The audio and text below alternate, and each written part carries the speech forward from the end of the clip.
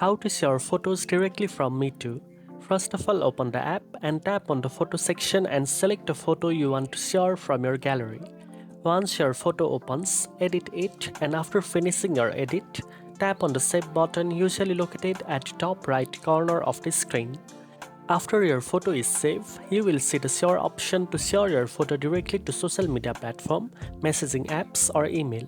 Choose your preferred platform, adjust any caption or settings if needed, and tap send or post. Sharing photos directly from Meitu saves time and keeps your high quality edits intact.